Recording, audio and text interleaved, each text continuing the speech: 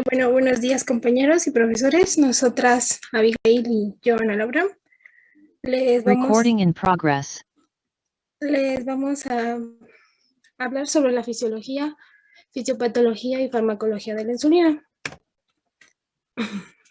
Bueno, primero vamos a hablar un poco sobre historia, iniciando que en 1869 Paul Langerhans, observó que el páncreas contiene dos grupos de células, las acilares, las cuales sintetizan enzimas digestivas, y aquellas que se agrupan en islotes. Las pruebas para determinar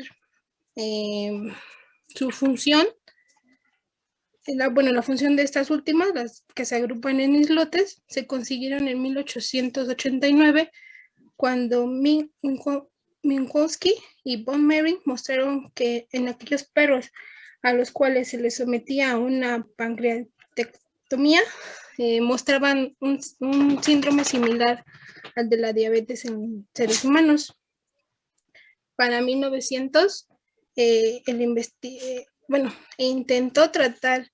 intentando tratar a un diabético, el internista Hugh Sulzer le administró extractos pancreáticos a un paciente, mostrando mejoría. Sin embargo, cuando se agotó el abasto de estos extractos, cayó en coma y murió. Fue en 1911 cuando un estudiante de la Universidad de Chicago, Scott, trató a varios perros diabéticos con el uso de extractos alcohólicos de páncreas, obteniendo resultados alentadores. Sin embargo, sus experimentos carecían de medidas claras de control de la glucemia. Fue hasta, entre 1916 y 1920, cuando Nicolás Pavlesco realizó una serie de experimentos en perros diabéticos, en los cuales se encontró que al inyectarlos con extractos pancreáticos reducían el azúcar y las cetonas urinarias. Sin embargo, su investigación no tuvo tanta importancia. Muy bien, no se le tomó la importancia sino hasta años más tarde. Entonces fue cuando el canadiense Frederick Banting convenció a un profesor de la Universidad de Toronto de fisiología, MacLeod, para que le permitiera tener acceso a un laboratorio e investigar el principio antidiabético del páncreas. Banting supuso que los tejidos de los islotes secretaban insulina. No obstante, esta quedaba destruida por digestión prolítica, antes de la extracción o durante la misma. Entonces, fue cuando buscó la ayuda de Charles Best y juntos consiguieron atar los conductos pancreáticos, obteniendo el tejido acilar. Viendo que el tejido acilar mostraba degeneración, pero los islotes quedaban sin alteraciones. Posteriormente, extrajeron el tejido restante con etanol y ácido, y así pudieron obtener un extracto pancreático que fue eficaz para disminuir la glucemia en perros diabéticos. De hecho, su primer paciente fue un adolescente de 14 años que, a pesar de que tenía un control rígido de su dieta, excretaba grandes cantidades de glucosa. Entonces, la administración de los extractos de Banting y Best le indujo al paciente la reducción una reducción en la concentración plasmática de glucosa, y la excreción de esta disminuyó de 100 a 7.5 gramos al día. Sin embargo, era muy difícil obtener los extractos pancreáticos de manera reproducible, por lo que Banting se volvió a apoyar de MacLeod, el cual contaba con los recursos y las condiciones para seguir realizando los experimentos, y obtuvieron, bueno, con la ayuda ya de McCloud, éxito en su investigación. Pero debido a que el método más eficiente partía de la extracción de alcohol, buscaron ahora la ayuda de Collip, el cual, bueno, era un químico que tenía experiencia en la extracción de adrenalina y la purificación de esta. Entonces, con la ayuda de Collip, obtuvieron los extractos más estables.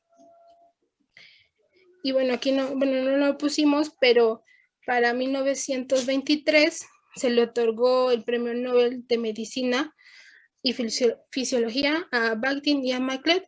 Bakhtin lo compartió la mitad de su premio con Bess y McLeod lo hizo con Collip.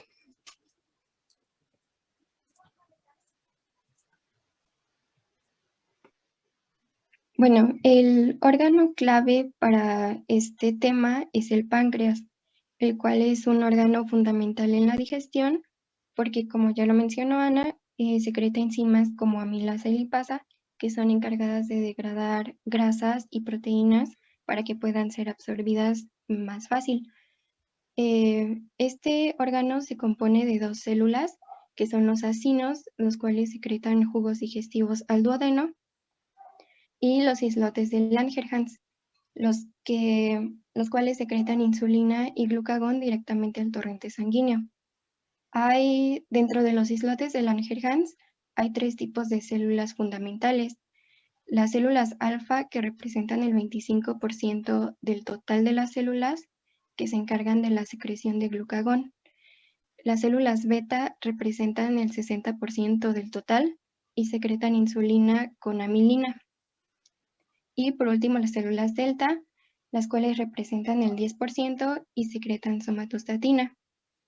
El páncreas humano tiene aproximadamente de 1 a 2 millones de células, de islotes de Langerhans, y se dividen pues en estas tres que les acabo de mencionar.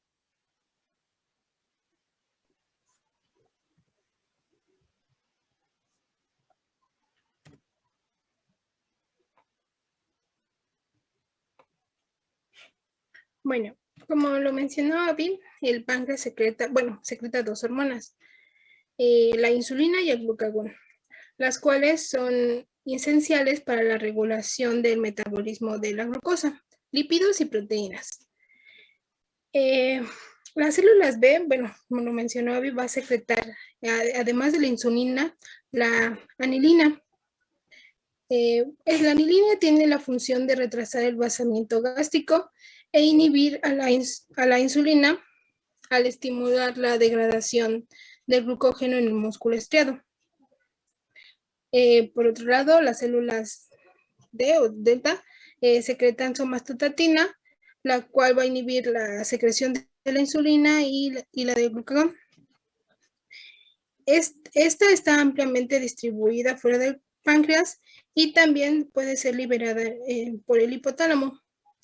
Y por último, las células PP, que secretan el polipéptido pancreático. De estas no se conoce, se desconoce aún su función.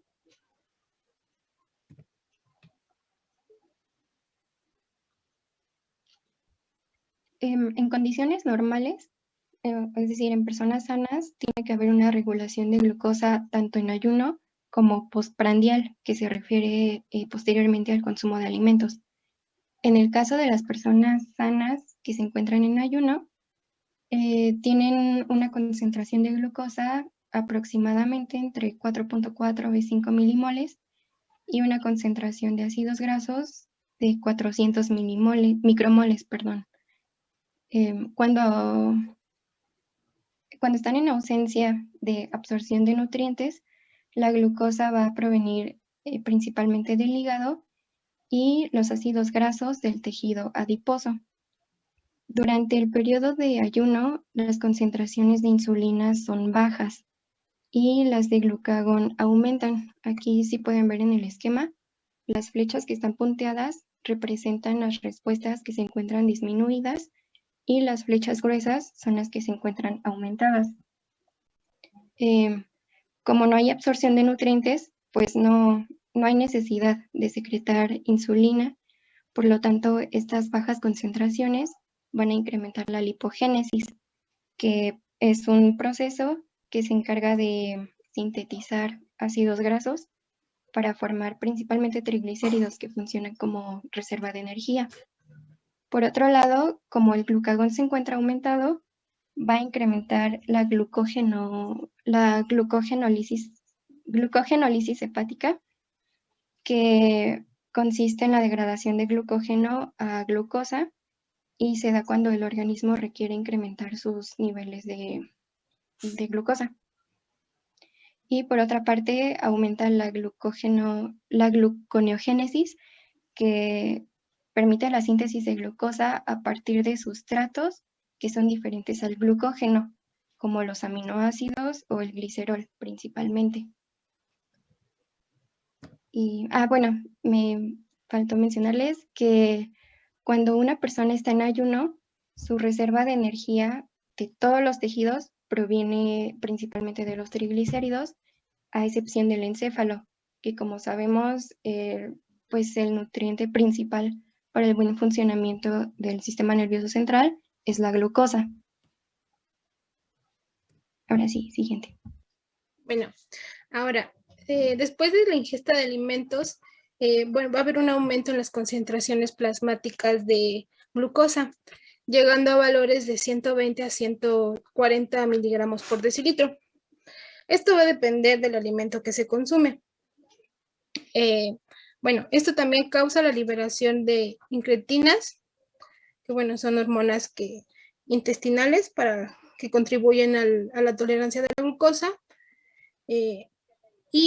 Estímulos neuronales que van a favorecer la secreción de insulina. Entonces, cuando la glucosa en sangre aumenta, se inhibe la secreción de glucagón e incrementa la secreción de insulina. La insulina que se libera es la responsable de que la concentración de la glucosa en sangre no llegue a valores tóxicos. Esto al inhibir la producción hepática de glucosa y estimular la captación y metabolismo de glucosa por el músculo esquelético y el tejido adiposo. Entonces, como lo mencionó Gaby, se va a favorecer la glucogenogénesis, que es la síntesis de glucógeno, de tal manera que el hígado y el músculo esquelético almacenan el glucógeno. Y cuando los reservorios de glucógeno ya se llenan, el resto de glucosa en forma de triglicéridos se va a almacenar aquí en el tejido adiposo, a lo que se llama la lipogénesis. Ahora bien, el tejido adiposo se dejará de producir ácidos grasos y glicerol, aquí, los cuales son los indispensables para el hígado cuando se está en ayunas para la síntesis de glucosa. No, la glucosa no se sintetiza a partir de ácidos grasos. No, o sea que, en el tejido adiposo se va a dejar de producir los ácidos grasos y el glicerol, los cuales son indispensables para que en el hígado, en ayunas, se sintetice la glucosa. No, los ácidos grasos no producen glucosa.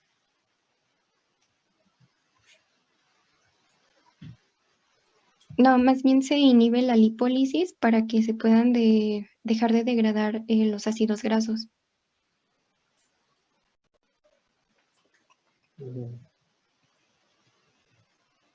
Bueno. Bueno, y ahora vamos con la fisiología de la insulina. La insulina es una hormona que secreta el páncreas cuando los niveles de glucosa en sangre son elevados. Es decir, que es una hormona que está asociada a la abundancia de energía. Cuando se sensa una mayor cantidad de glucosa en sangre, entonces va a incrementar la concentración de la secreción de insulina para que pueda regular estos niveles. Su vida media en el plasma es de 6 minutos aproximadamente y desaparece de la circulación de 10 a 15 minutos posteriores a su secreción. La insulina que no se une a receptores, es decir, la que está libre, puede ser degradada por enzimas como la insulinasa. Esta se encuentra principalmente en el hígado, en menor cantidad en los riñones y en los músculos, y todavía en menor cantidad en otros tejidos.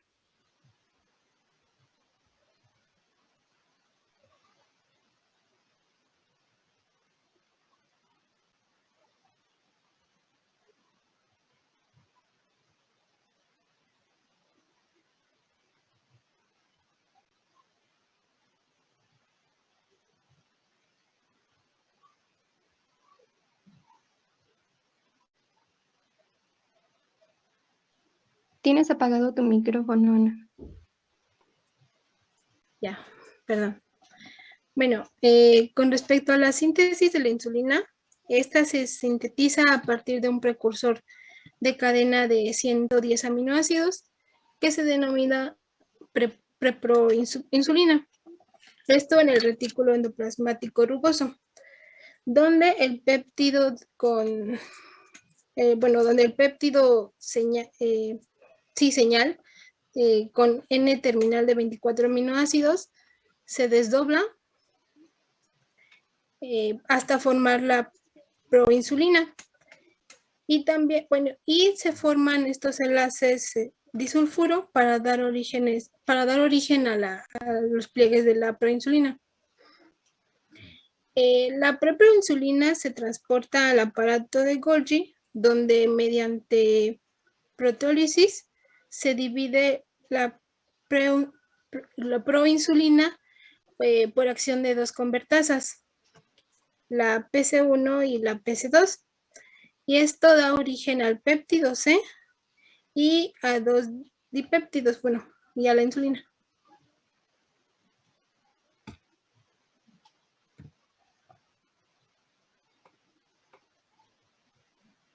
Bueno, cabe mencionar que el péptido C y la insulina se secretan en cantidades equimolares, por lo que es de utilidad determinar la concentración del péptido C para ver qué tanta insulina se está secretando. Ahora sí, la siguiente. En cuanto a la regulación de la secreción de insulina, las células beta, que son las que se encargan de secretar insulina, tienen en su membrana el transportador GLUT, que es específicamente el GLUT2. Tienen canales de potasio dependientes de ATP y canales de calcio dependientes de voltaje. Cuando la glucosa ingresa a la célula, al interior de la célula por medio del transportador GLUT, por acción de la glucosinasa se va a producir glucosa 6-fosfato. Posteriormente va a entrar a la vía de la glucólisis, en donde va a incrementar los niveles de ATP, los cuales van a inhibir el canal de potasio y va a ocasionar que la célula se despolarice por la disminución en la salida de potasio. Esta despolarización va a favorecer que se abran los canales de calcio para que éste pueda ingresar a la célula y va a provocar que la insulina que está almacenada en vesículas pueda salir por exocitosis y de esta manera se secrete al torrente sanguíneo. ¿Qué significa sur? ¿Dónde? En el canal de... Son receptores de sulfonilurea. Sí, para que vayan conociendo la nomenclatura para cuando sus compañeros hablen de las sulfonilureas. Adelante. Ok, gracias.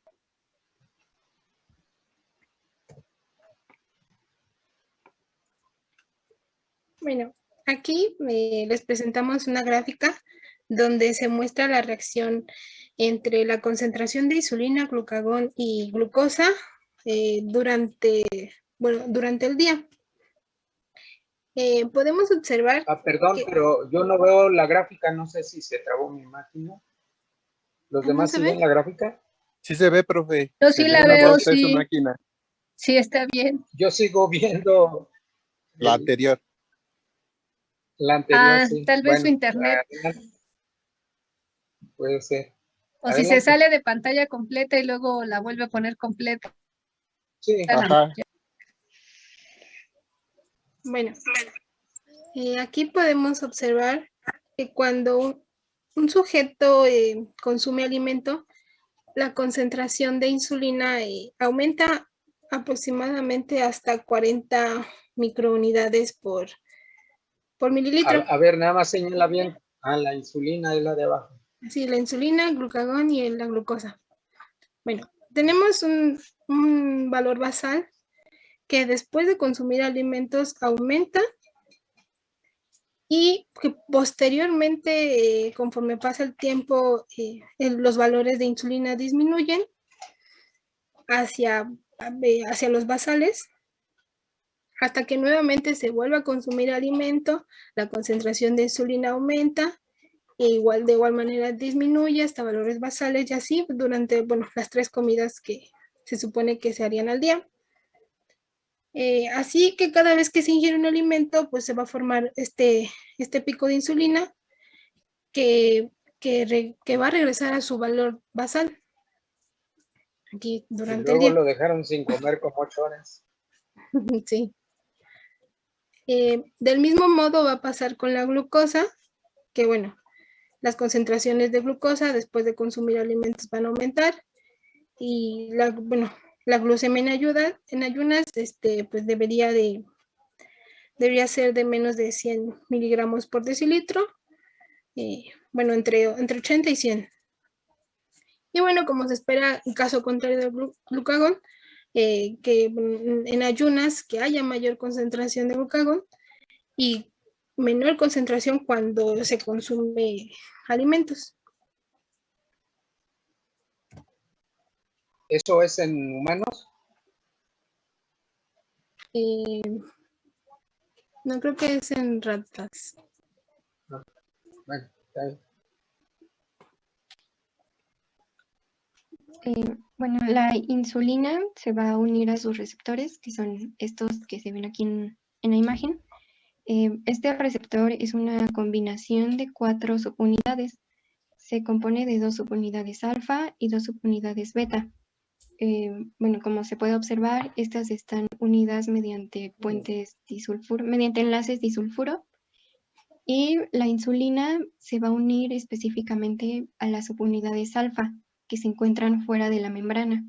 Por otra parte, las subunidades beta se encuentran atravesando la membrana hasta llegar, al citosol, abarcan la parte del citosol. Y estos se consideran receptores de tipo tirosincinasa. Es decir, cuando la insulina se une a sus receptores, las subunidades beta se van a autofosforilar y aparte van a fosforilar los sustratos del receptor de insulina, que a su vez, van a desencadenar diversas funciones que se van a explicar un poquito más adelante, que consiste en la síntesis de proteínas, síntesis de grasas, de glucosa, crecimiento y expresión de genes. Es por eso que cuando una persona tiene alteraciones en la secreción de insulina, o sea que tiene, pues sí, que no lo hace correctamente, no solamente tiene complicaciones como enfermedades de diabetes, sino que, como pueden ver, desencadena muchas respuestas que al estar alterado, pues va a disminuir todos estos procedimientos y va a disminuir el funcionamiento del organismo. Siguiente. La insulina va a tener un papel fundamental en 3 principales órganos: en el hígado, en el músculo esquelético y en el tejido adiposo. En el hígado, la insulina influye en la degradación del glucógeno. Es decir, que va a inhibir la glucogenólisis y la gluconeogénesis y la lipólisis. También va a aumentar la glucólisis y la lipogénesis. Bueno, además también va a disminuir el catabolismo proteico e inhibir la oxidación hepática de aminoácidos. En el músculo esquelético, la insulina va a incrementar la síntesis de glucógeno y va a aumentar la glucólisis, además de que, además de la captación de aminoácidos por la síntesis proteica. En el tejido adiposo, la insulina también va a aumentar la síntesis de ácidos grasos y triglicéridos y va a inhibir la lipólisis.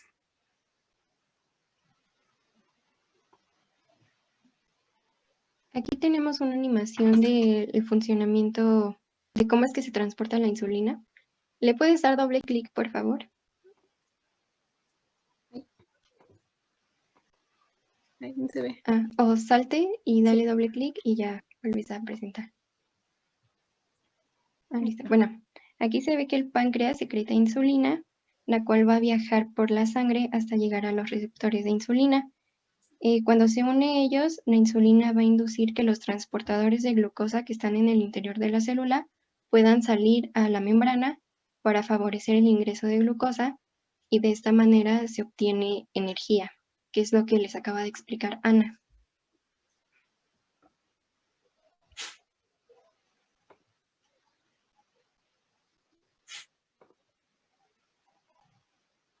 Bueno, como lo mencionó Abby, la insulina, el receptor a insulina tiene dos unidades alfa y dos beta.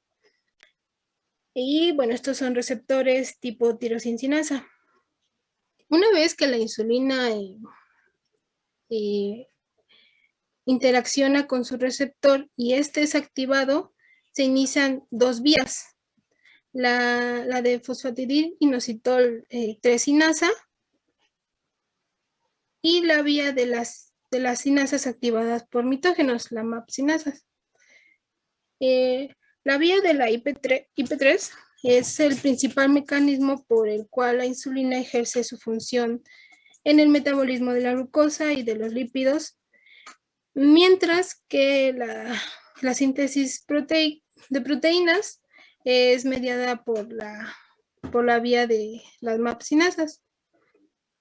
Entonces, cuando el receptor a insulina se activa por la unión de la insulina a las subunidades alfa, esto genera cambios conformacionales que van a inducir a la autofosforilación, a su autofosforilación. Entonces, esto va a interaccionar con el sustrato del receptor a insulina, el IRC1, lo que va a desencadenar pues, una serie de señalizaciones intracelulares. Cuando se produce insulina después de consumir alimentos, esta va a activar a la AKT, aquí, después de toda la señalización. Esto va a activar a AKT, que es una proteína sinasa B. Esta proteína favorece la exocitosis de vesículas que están cargadas con el con el transportador de glucosa, el GLUT4, que se va a expresar en las membranas y que va a ayudar a que la glucosa entre, la glucosa postprandial, o sea, después de los alimentos entre, y después de que, cuando la glucosa entra en los tejidos, ya sea en el músculo esquelético, en el tejido adiposo o en el hígado, la glucosa entra, se va a fosforilar para llevar a cabo la glucólisis y para obtener la energía de las células y el resto de glucosa que entra a la célula se va a almacenar en forma de glucógeno, ya sea en el hígado o en el músculo esquelético. Y en el tejido adiposo, la glucosa pues, ya se va a transformar en glicerol y se van a sintetizar triglicéridos que se almacenan en el tejido adiposo.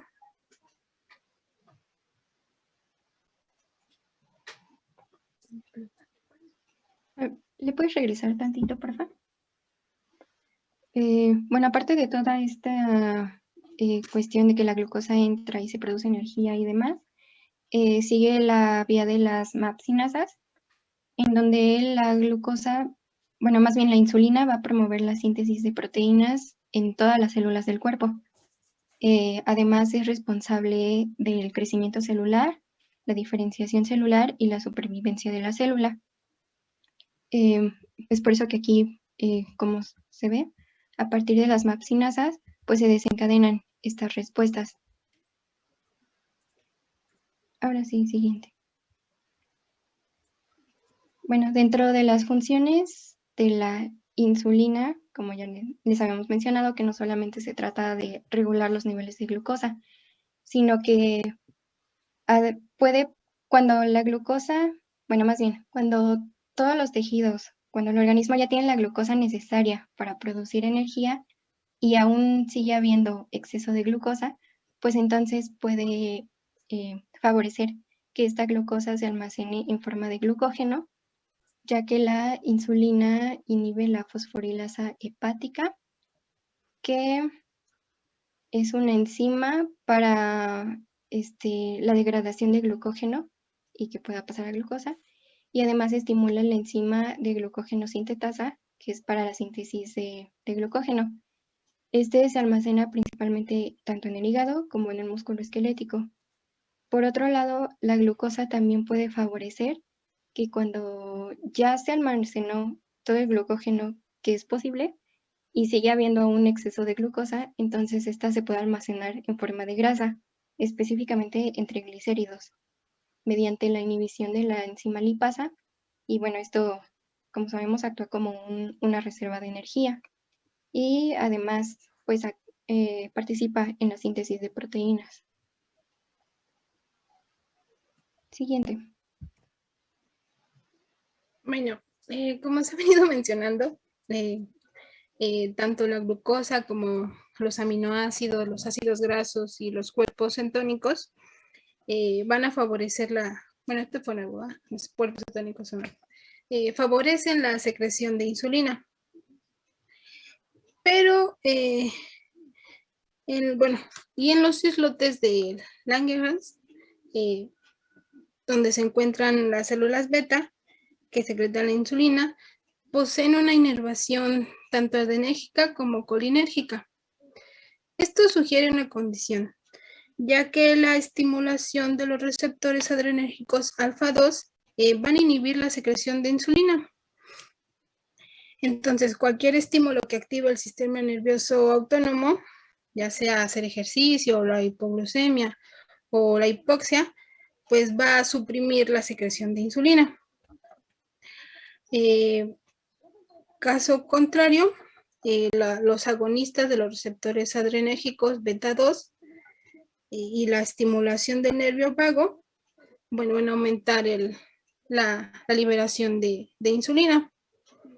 En el caso de los receptores colinérgicos, bueno, los M3 son los responsables de estimular la secreción de insulina.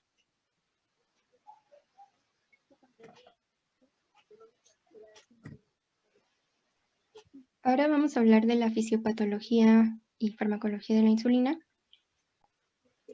Y primero vamos a dar unos antecedentes de la diabetes tanto en México como en el mundo. Aquí, permítanme, por favor.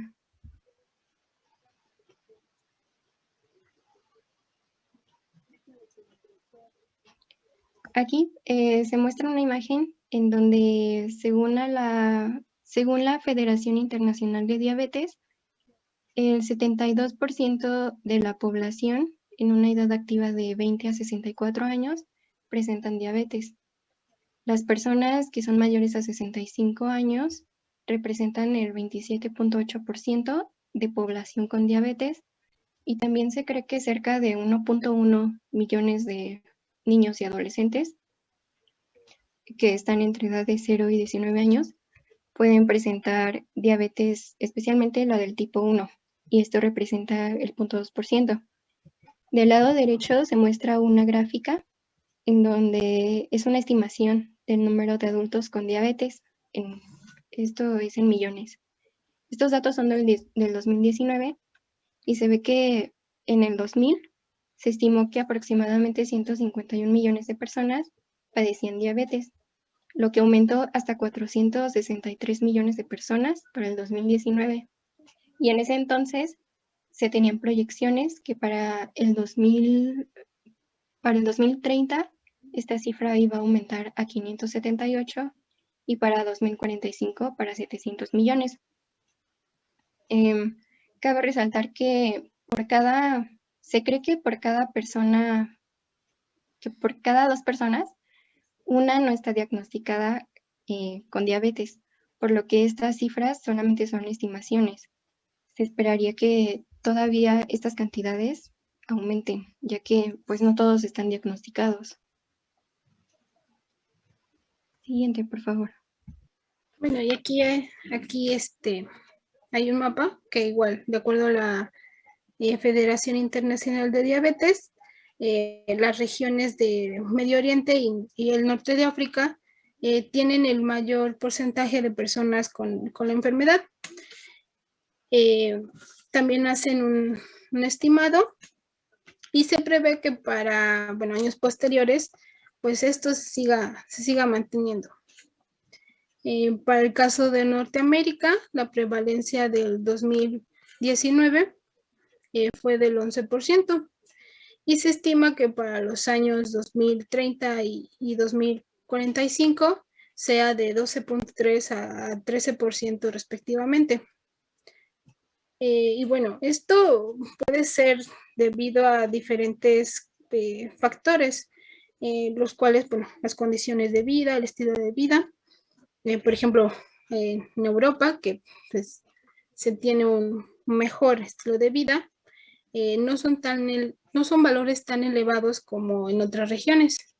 Y por ejemplo, para lo que resta en el sur de África, pues también podemos observar que de hecho son valores de prevalencia menores a los de Europa.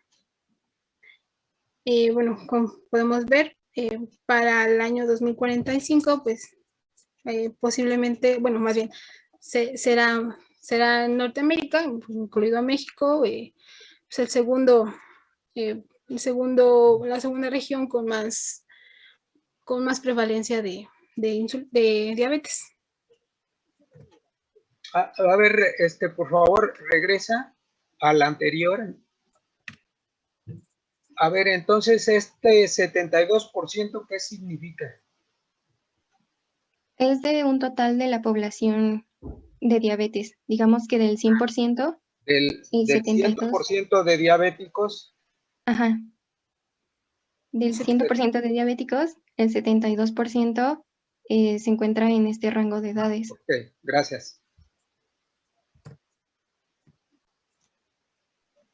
Aquí pues, es un resumen del anterior, en donde se ve pues igual las estimaciones del 2019 que se tenían aquí señalamos a México especialmente, de las personas con diabetes y sus proyecciones que tienen o que tenían más bien en ese entonces, para 2030 y 2045.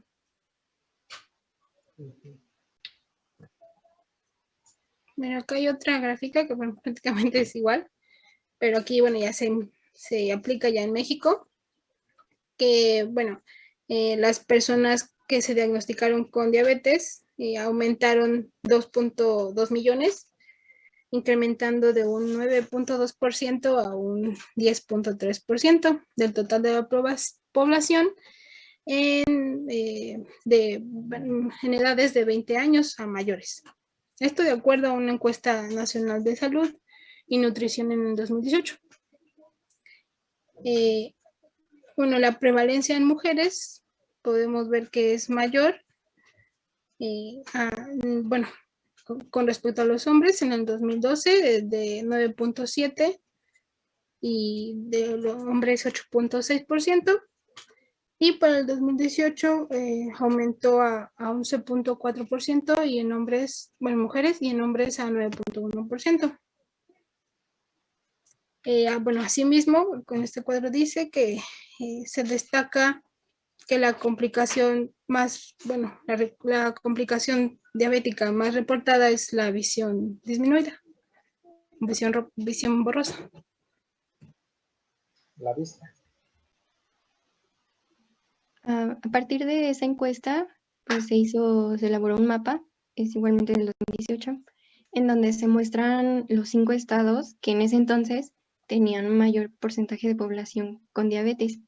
Entre ellos está la Ciudad de México, Campeche, Tamaulipas, Hidalgo y Nuevo León.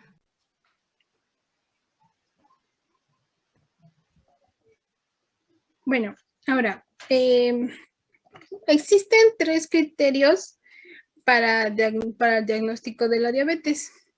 Estos, bueno, son establecidos por la Sociedad Americana de Diabetes. Y bueno, el primero de ellos es que se presenten síntomas de diabetes, además de una medición de glucemia superior a los 200 miligramos por decilitro. Esto ya sea en cualquier momento del día, sea en ayuno o postprandial. Otro criterio es que se presente en ayuno una concentración de glucosa superior a los 126 miligramos por decilitro. Bueno, este ayuno, bueno, consiste en una ausencia de alimentos en al menos 8 horas. El siguiente criterio es que después de consumir alimentos, o sea, de postprandial, la glucemia, bueno, a las 2 horas, la glucemia sea de 200 miligramos por decilitro. Esto se hace tras bueno, este estudio, esta prueba se hace tras una administración de 75 gramos de glucosa. Y por último, este criterio es nuevo relativamente, consiste en una prueba de hemoglobina glucosilada con cifras mayores al 6.5%.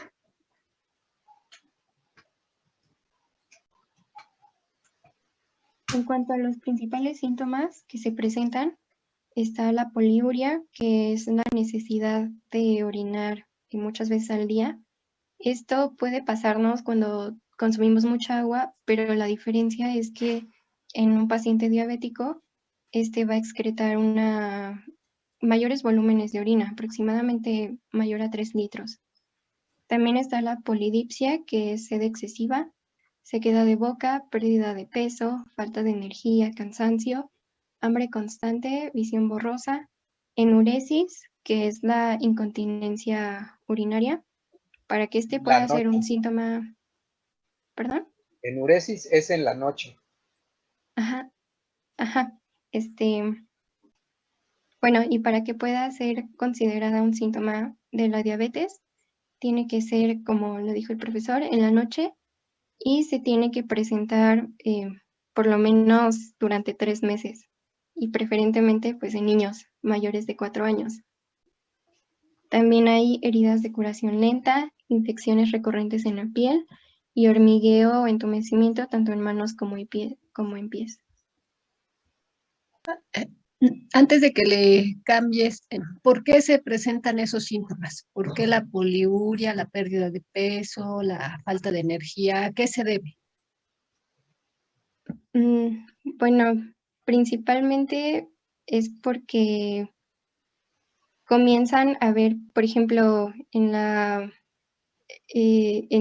enuresis, que es incontinencia, o la poliuria, bueno, todo eso sería relacionado a problemas ya con el riñón, porque los altos niveles de glucosa comienzan a glucosidar todas las células del cuerpo y a partir de esto comienzan a haber fallas en la función normal del organismo.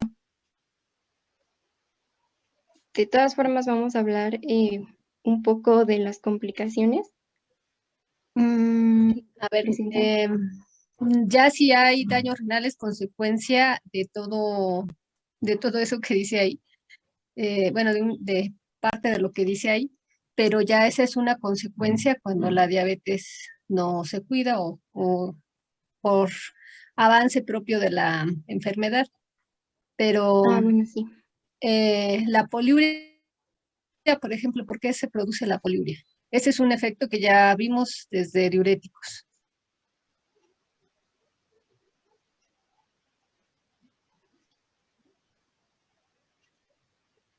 ¿Qué está pasando con la glucosa? Pues no se está regulando, hay mucha cantidad. Bueno, no se está regulando, ¿eso qué quiere decir? ¿Dónde está la glucosa? En las células, en la sangre, ¿no? En el caso de los diabéticos, ¿dónde se está acumulando? En la sangre. La sangre, ¿sí? Entonces, prácticamente, pues por eso se llama hiperglucemia, porque están altos los niveles de glucosa en sangre. ¿Qué pasa cuando llega al riñón? En una persona sana, normalmente se reabsorbe la glucosa en el túbulo proximal. Sí. Pero en los diabéticos es tanta la cantidad de glucosa que está llegando que ¿qué pasa? Que ya no se puede, ya no es posible reabsorber toda la glucosa. Y por eso, pues hay necesidad de excretar mayor cantidad. Bueno, se empieza a excretar en la orina. Como no se puede reabsorber toda porque rebasa la capacidad de los transportadores, entonces se queda la glucosa en el filtrado glomerular, bueno, en el líquido tubular, y nada más en el túbulo proximal se puede reabsorber. Como no se reabsorbe ahí, entonces la glucosa va a continuar por todo el túbulo renal y es lo que va a provocar la pérdida de agua, o sea, la poliuria, ¿sí? Ya como esto va avanzando, como el riñón está siendo exigido constantemente por la gran cantidad de glucosa que le está llegando, es que empieza a haber falla renal, pero eso ya es consecuencia después de un tiempo, ¿sí? Ahora, la pérdida de peso, la falta de energía, la hambre constante, ¿por qué?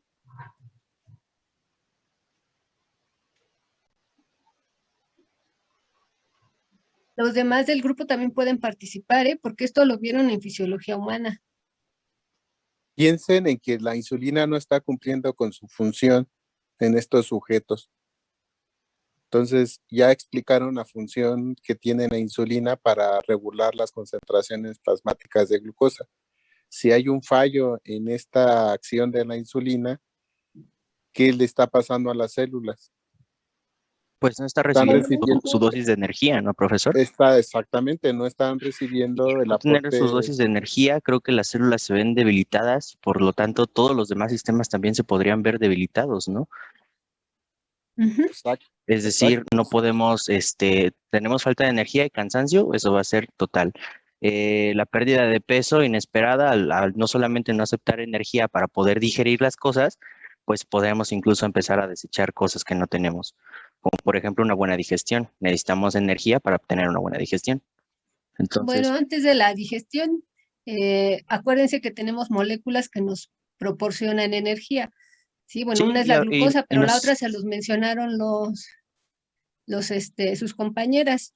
Si la glucosa que viene de la dieta no la podemos aprovechar, entonces, ¿qué hace el organismo para obtener más glucosa? ¿De dónde va a sacar más glucosa? de todo lo que tenga, por ejemplo, las otras partes, proteínas, ácidos grasos, empiezan otros tipos de ciclos de degradación para obtener la glucosa. Sí, y entonces lo primero que se pierde pues es el tejido adiposo y ya para obtener energía, utiliza los triglicéridos para obtener energía. Y pues cuando ya no le queda otra, pues tiene que hacer uso de las proteínas, del músculo esquelético o del músculo estriado, y por eso hay pérdida de peso, falta de energía. Sí. ¿sí? Porque aunque tiene altos niveles de glucosa en sangre, no está llegando a las células. ¿Sí? ¿Sí, chicas? Sí, de hecho, incluso en la sequedad de boca, ¿no, profesor? Creo que estos pacientes llegan a tener como un aliento dulce o algo así, me imaginaba. No, eso es por la Es producción de cuerpos cetónicos. cetónicos, sí. Ajá, sí, y necesitaba como Pero una no es la semi-explicación sequedad de de eso. boca. La sequedad de boca es por la pérdida de agua, porque debido a la poliuria, la Debido a glucosa, que todo el tiempo están yendo al baño, pues igual hay una la deshidratación ahí, glucosa ¿no? se comporta como un diurético osmótico. Si ustedes comparan la estructura química de la glucosa con la estructura del manitol, son muy parecidos. Entonces, como les dijo la maestra, al rebasarse la capacidad de los transportadores de glucosa, entonces pues la glucosa se va a perder con el líquido tubular, pero ejerce un efecto osmótico y por eso es que se pierde más volumen de lo normal. Como se está perdiendo agua, un mecanismo compensador es tomar más agua y eso es la polidipsia. Y claro, si se está perdiendo agua, pues vamos a tener sequedad de boca. ¿Sí está claro? Sí. Y bueno, las heridas de curación lenta, las infecciones recurrentes es lo mismo, sí, al tener un alto contenido de glucosa a la sangre, pues favorece pues la reproducción de bacterias en el caso de algunas heridas y por eso hay infecciones recurrentes y es recomendable pues que se cuiden porque, bueno, puede ser grave. ¿No también ahí mismo, profa, la misma deshidratación hace que la piel se vuelva sensible? Sí, también hay un adelgazamiento en la piel. Esto es porque hay glucosidación de proteínas y una de las proteínas que se glucosida es el glucógeno. También la Y visión borrosa se debe a eso, a la glicosilación de las proteínas. Recuerden que todas las proteínas pues tienen un funcionamiento cuando están en condiciones adecuadas. La glucosilación no enzimática de las proteínas, porque hay exceso de glucosa en la sangre, las va a hacer inactivas. Y entonces, pues prácticamente hay proteínas de constitución en la membrana, hay proteínas que son enzimas, hay proteínas transportadoras, entonces todas esas proteínas pueden perder funciones si hay glucosilación de proteínas. Por eso la hemoglobina glicosilada es una medida del grado de glicosilación general en el organismo y por eso también es un criterio para determinar qué tan avanzada está la diabetes en el paciente. Profesora, en lo ¿Sí? de las heridas de curación lenta, yo había leído, en realidad no sé, bueno, si tiene mucho que ver, que como les explicamos al principio, que la insulina pues participa en otros procesos como diferenciación celular, en donde es como el paso de una célula a otra más especializada y que a partir de estas, donde se encuentran las células madre, que son las que tienen la capacidad de diferenciarse y estas cumplen con este papel de curar heridas y pues en los pacientes diabéticos, no sé si esto está involucrado. Sí, te escuché medio cortado o Yo no, muy yo lejos, no no casi sé si fue escuché yo. a la compañera. Es que se oía muy bajito Muy casi, ¿no? así. Sí, muy, muy bajito y cortado, o sea, Saqué o borroso. muy lejos. pero de todos modos no la alcancé a escuchar bien.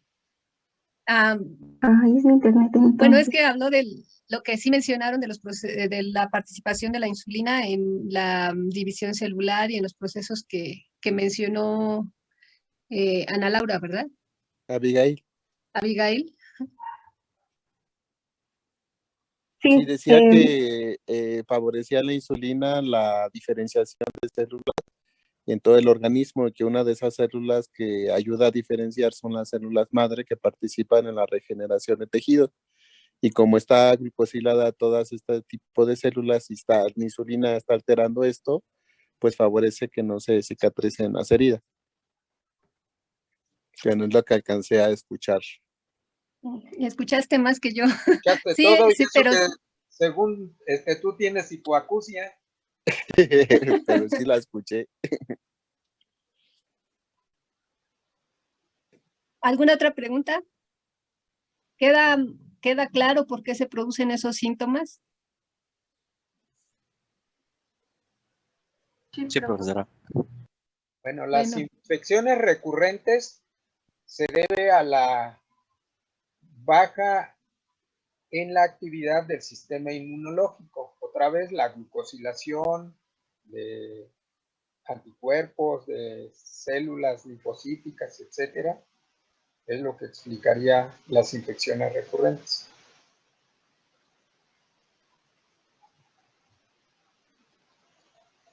Adelante. Adelante. Bueno, y aquí les mostramos una curva que pues trata de evidenciar, más bien evidencia, cuando una persona pues, tiene diabetes o resistencia a insulina. Bueno, aquí en el eje de las abscisas, este corresponde al tiempo en horas después de consumir 100 gramos de glucosa. Y en el eje de las ordenadas se encuentra la concentración de glucosa en sangre en miligramos por decilitro. Ahora bien, podemos observar que en ayuno una persona normal, una persona sana, tiene una concentración de glucosa menor a lo que tiene una persona diabética. E incluso vemos que aun cuando a un diabético no se le da pues esta carga de glucosa, esta persona ya tiene valor, bueno, un valor de 150 miligramos por decilitro de glucosa en sangre. Bueno, posteriormente, a los, que sea, 30 minutos de haber consumido la glucosa, en una persona normal, pues la glucemia apenas alcanza pues un valor de 130, 120 miligramos por decilitro. Y conforme pasa el tiempo, pues esta concentración de glucosa en sangre pues disminuye hasta su basal, que bueno, se alcanza aproximadamente en 3 horas. Una persona que tiene resistencia a insulina, pues a la hora de consumir la carga de glucosa, pues su glucemia pues aumenta hasta valores superiores a 250 miligramos por decilitro. Y bueno, podemos observar que estos valores pues no disminuyen pues a su valor basal hasta después de las 6 horas aproximadamente.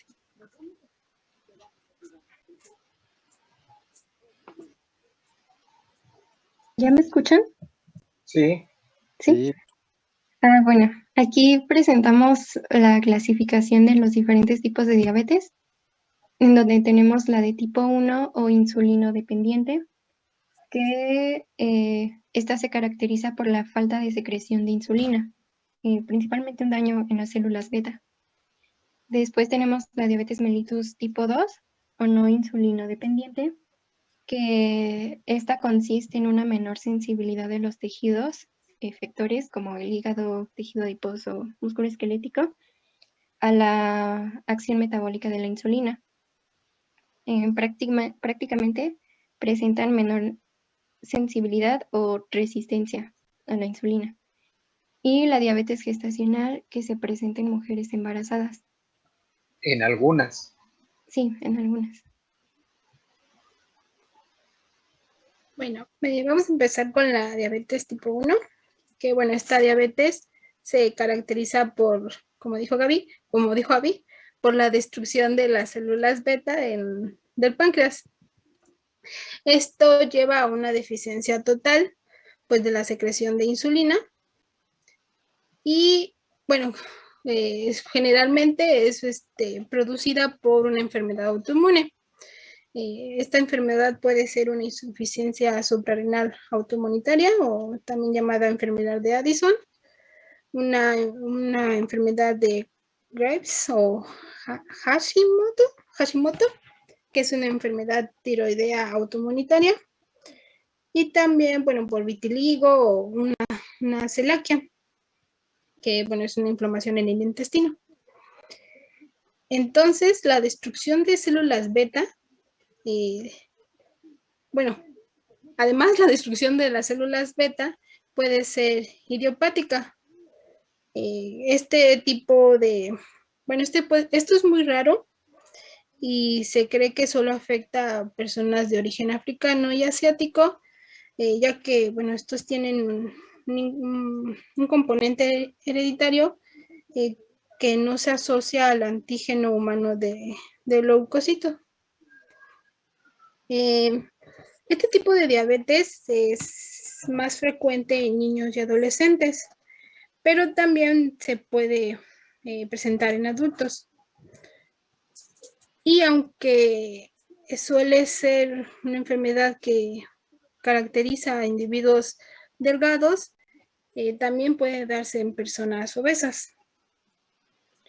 La destrucción de las células beta puede deberse, bueno, además de lo que ya mencioné, a una predisposición genética y un mecanismo de desencadenante que puede ser producido por una infección o estrés.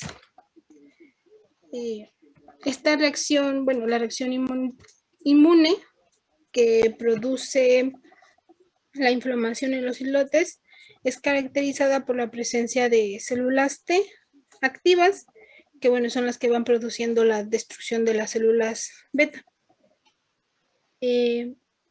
También se ha demostrado que las células infiltrativas que producen agentes inflamatorios como el factor de necrosis tumoral alfa, el interferón gamma y la interleucina 1 pueden ser los responsables de la destrucción de estas células.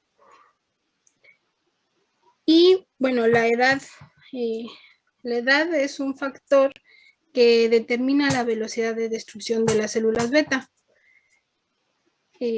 Bueno, por lo tanto que puede ser, bueno, la destrucción suele ser más rápida en los niños y más lenta en los adultos. Bueno, la diabetes tipo 1 se diagnostica realizando, bueno, un test, una prueba en presencia de anticuerpos de las células de islotes, de los anticuerpos de insulina, anticuerpos de antiglutamato descarboxilasa y antitirosina fosfatasa.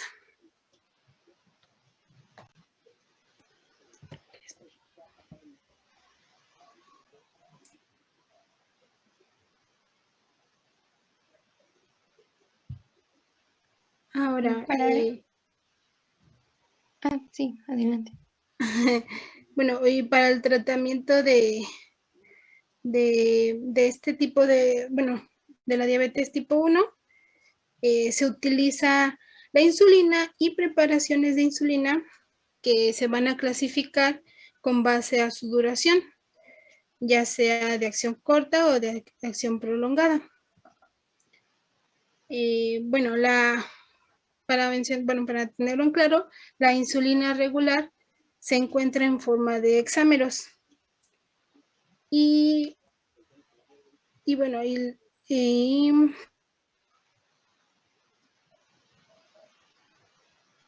desestabilizan, bueno, se destabilizan se destabilizan los hexámeros para que se separen rápidamente, lo que va a provocar que haya una mayor presencia de monómeros, los cuales ingresan a gran velocidad al torrente sanguíneo. A diferencia de, bueno, es que no, aquí está. A diferencia de la insulina regular, los análogos se van a absorber con mayor rapidez después de su administración. Esto va a generar un incremento más rápido en las concentraciones plasmáticas de insulina en las respuestas iniciales. Los análogos de la insulina de acción, bueno, todos, deben inyectarse al menos bueno, la acción corta, debe inyectarse al menos antes de 15 minutos de consumir alimentos, mientras que la insulina regular se administra de 30 a 45 minutos antes de consumirlos, antes de consumir alimentos. En la categoría de insulinas de acción corta se encuentra la aspártica, la glucilina y la lispro. Glulicina. ¿Pluricina? Sí. Ah, bueno, la pluricina. Es que dijiste glucilina. A ver, espérenme. Lo estaba diciendo bien, ¿cuál fue el problema? Sí. Es que yo escuché que digo glucilina y dije que es glulicina. Glulicina. Sí. Glulicina, la aspártica y la lispro. Esta última es, bueno, todas son idénticas a la insulina humana, bueno, la insulina regular. Sin embargo, pues aquí hay una... Idénticas no. Bueno, sí. Son, o sea, no son idénticas. Tienen una conversión, en los aminoácidos de la cadena B. Por ejemplo, la lispro cambia cambia en la posición 28 a la lisina por la prolina y en la posición 29 a la lisina por la prolina. Esta insulina, a diferencia de la regular, se va a disociar en monómeros prácticamente de manera espontánea, bueno, instantánea a su inyección. Esto ocasiona que su absorción sea más rápida y por lo tanto, pues su duración va a ser más breve, por eso se denominan de acción corta. Bueno, la ventaja de utilizar la insulina lispro es que, bueno, esta reduce la prevalencia de la hipoglucemia, que es un efecto adverso de la insulina. Y bueno, también se ha visto que se logra una mejoría en el control de la glucosa, que con bueno, lo que mencioné de la prueba de glucosa en sangre, a un 0.3, de un 0.3 a un 0.5%. Por otro lado, también tenemos a la insulina aspártica, que se forma con la sustitución de la prolina con el ácido aspártico en la posición 28 de la cadena B. Y bueno, esto tiene pues el mismo mecanismo que la insulina lispro, que se disocia con rapidez en monómeros poco después de su inyección. La administración de una sola dosis de insulina aspártica pues tiene efectos similares a los que se muestran con la insulina lispro. Y por último, la insulina glulicina, que bueno, esta se forma con la sustitución del ácido glutámico por la glicina, por la lisina en la posición 29. Y la sustitución de la asparagina con la lisina en la posición 28. No, perdón, en la posición 23, perdón. No, posición 3. En la posición 3, perdón. Sí. Esto ocasiona una reducción en la agregación y por lo tanto se va a disolver de manera rápida en monómeros.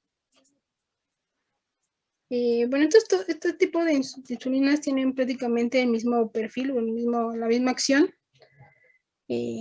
con respecto al tratamiento de la glucemia. Y bueno, como un dato, la insulina aspártica y la insulina glulicina se aprobaron en Estados Unidos para su uso como bombas de inyección continua subcutánea. Bueno, eso es con respecto a las de acción corta. También se encuentran las insulinas de acción intermedia, que estas generalmente se administran una vez al día, una o dos veces al día, y generalmente antes del desayuno. Dentro de este grupo se encuentra la insulina Hagedorn de protamina neutra, la cual está disuelta con zinc y protamina para que la insulina pueda precipitar. La protamina va a ser degradada por proteasas y esto es lo que, bueno, para que pueda ser degradada tiene que pasar cierto tiempo y esto es lo que va a prolongar la actividad de la insulina. Por otra parte, también se encuentra la insulina lenta, que es una suspensión de zinc en insulina. Esta va a ser una mezcla de insulinas cristalizadas en un amortiguador de acetato que va a disminuir la solubilidad de la insulina. Estas insulinas de acción intermedia tienen a diferencia de las insulinas de origen animal, tienen un inicio de acción más rápido, pero tienen menor duración que, por ejemplo, las insulinas porcinas. Y aquí, este tipo de insulinas en pacientes con diabetes tipo 2 van a ayudar a normalizar la glucemia en periodos de ayuno. Siguiente, por favor. Y bueno, ahora los de acción prolongada, que bueno, son preparaciones que se van a absorber lentamente, su nombre lo dice, tienen un efecto mínimo, sí, y un efecto pues estable durante la mayor parte del día. Estas se utilizan para controlar, bueno, todas el azúcar en sangre durante la noche, mientras que, bueno, y también en ayunas y entre comidas. En esta categoría entra la insulina glargina y la insulina detemir. Este tipo de insulina se inyectan a una hora fija todos los días. La insulina glargina se añade glargina, se le añaden 2 residuos de argina en el extremo carboxilo terminal de la cadena B y se sustituye con glicina a la asparagina en la posición 21. Ahora sí. En la cadena. La glargina es una solución clara que tiene un pH de 4. Y esta cuando se inyecta, precipita y se hace opaca debido a que el tejido subcutáneo donde se hace la inyección tiene un pH neutro. Y bueno, debido a que el pH de esta insulina es ácido, pues no es recomendable que se mezcle con preparaciones de acción corta, que bueno, son preparaciones que tienen pH neutro. La insulina detemir está modificada por la acción de un ácido graso saturado del grupo amino epsilon de la lisina y en la posición 29 de la cadena B. Y bueno, esta insulina se une a la albúmina cuando se administra por vía subcutánea y bueno, no es desventaja, la inconveniente es que bueno, este tipo de insulina, la detemir, se requieren 2 dosis al día y bueno, produce una menor prevalencia de la hipoglucemia a la que produce la la NPH, perdón. ¿Cuántos carbonos tiene ese ácido graso?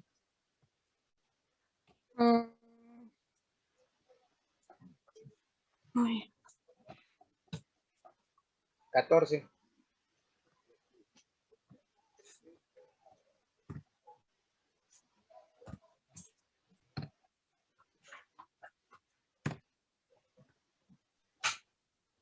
Ok.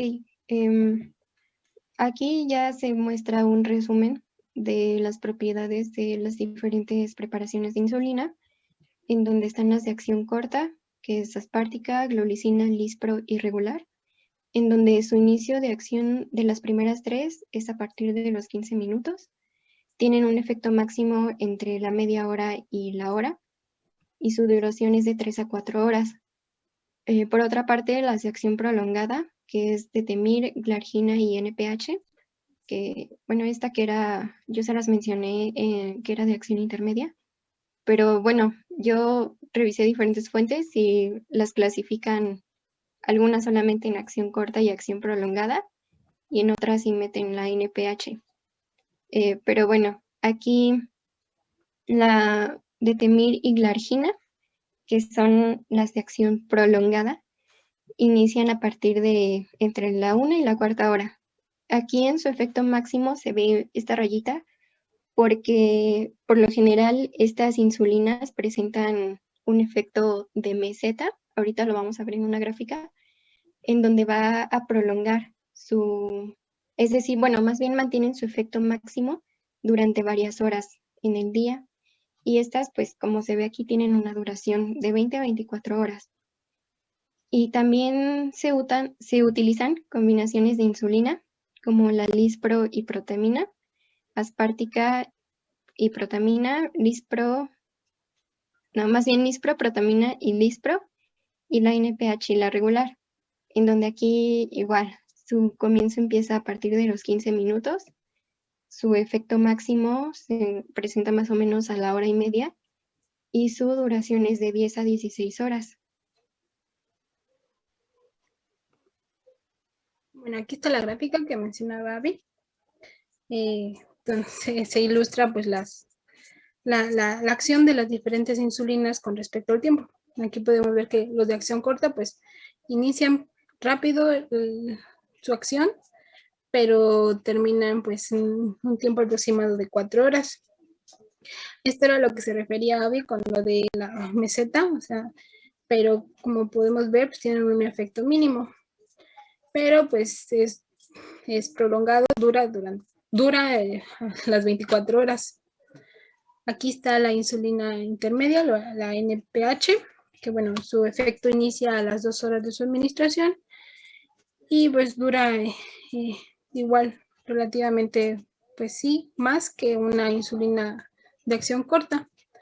Y por último, pues aquí la amarilla, bueno, la línea amarilla que pues corresponde a la insulina regular. ¿Y la negra? No sé qué significa esta negra.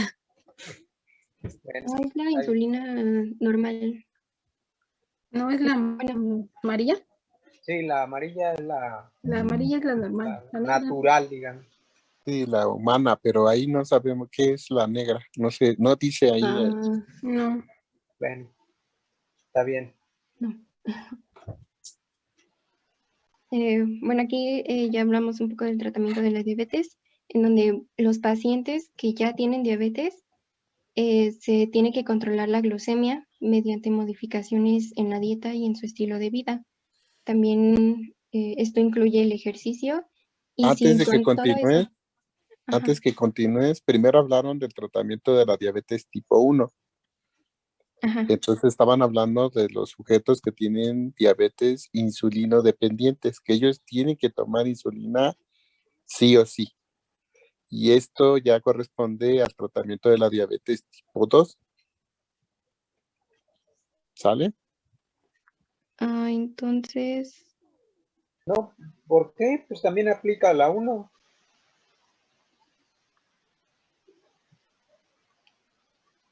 Ok. O sea, las modificaciones en la dieta, pues las tienen que hacer, el ejercicio, medicamentos, no sé de qué tipo, pero... Bueno, es Pero que bueno. en su presentación Sí, esta esos la medicamentos. pusieron cuando ya hablaban de diabetes tipo 2, por eso quise hacer la aclaración, pero sí tiene razón, aplica también para los diabéticos tipo 1. Perdón, continúa. Sí, nada más bien aquí en lo de medicamentos, sí, eso sí hace referencia a la diabetes tipo 2, que Pero no nos los vas eso a ya decir. eso ya es otro tema. Pero bueno, los medicamentos en este caso sería la Sería la insulina. insulina, sí.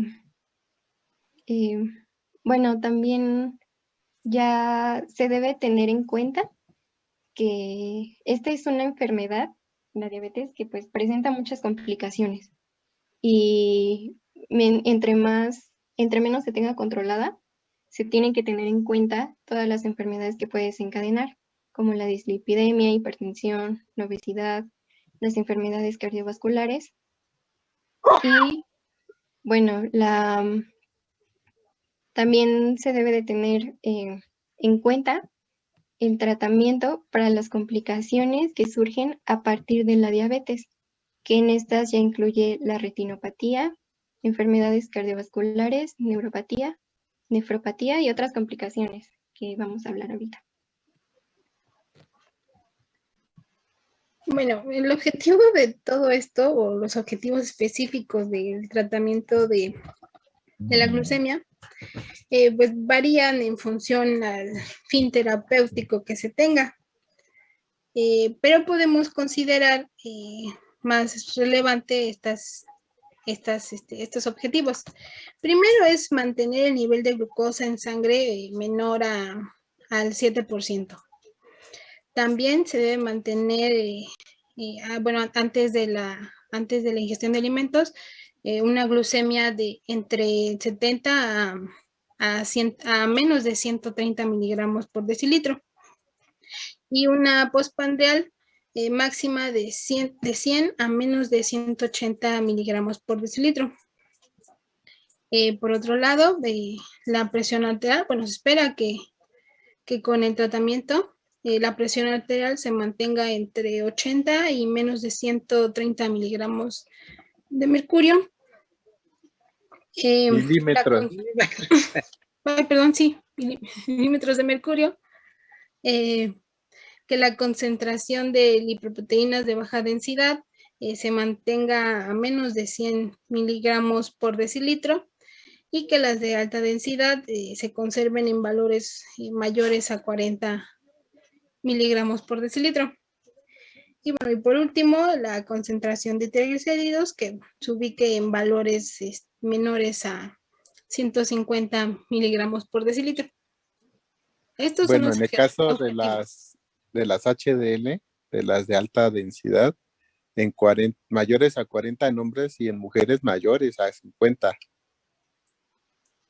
¿Vale? Sí. Aquí se muestran las vías de administración de la insulina, en donde, bueno, se pueden administrar por vía subcutánea, intramuscular o intravenosa, pero, por ejemplo, generalmente la intravenosa pues ya se realiza en hospitales y la que comúnmente usan los pacientes es la vía subcutánea. Algunos factores que pueden afectar la absorción de la insulina cuando se administra por esta vía puede ser la dieta, el ejercicio, el sitio de inyección, el tipo de insulina que se administre, bueno, ya sea si se administra por vía subcutánea o intramuscular. Sabemos que la intramuscular tiene una mayor absorción y también cabe destacar que la absorción generalmente es más rápida cuando se administra en la pared abdominal, en los brazos o en los muslos. Y cuando los pacientes que son insulinodependientes, se recomienda que cambien el lugar de administración para evitar unas reacciones adversas que se conocen como lipohipertrofia. Ahorita les vamos a mostrar una imagen de cómo se ve. Bueno, el principal efecto adverso del uso de las insulinas, pues es la hipoglucemia. Por lo general ocurre primero la sudoración, hambre, el hormigueo en manos, palpitaciones, ansiedad. Esto, bueno, originados, esto es lo que se da. Y también se genera la dificultad para concentrarse, la confusión, la debilidad, somnolencia, cansancio, visión borrosa y pérdida de conocimiento. Esto se debe principalmente a que la administración o la dosis es grande, o sea, no es la correspondiente, que hay una desproporción entre el tiempo de liberación máxima y la ingestión de alimentos, o una insuficiencia suprarrenal, insuficiencia hipofisaria.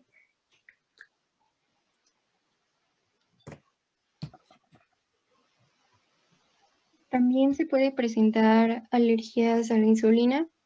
Esto, pues, no es siempre, pero sí algunos pacientes pueden presentar respuestas a algunos contaminantes menores en las preparaciones, o bien pueden presentar sensibilidad a los componentes que se usan para solubilizar las insulinas, que es la protamina, el zinc, el fenol, o pueden ser otros.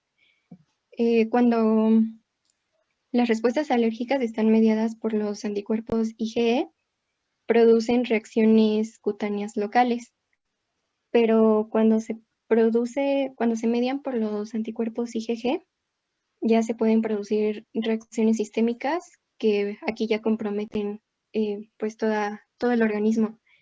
Pero pues sí es importante mencionar que este tipo de respuestas mediadas por IgG no son tan comunes.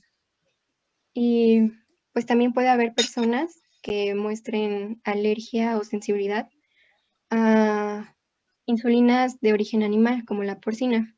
En este caso, pues lo más recomendable es cambiar la insulina porcina por insulina de tipo humano.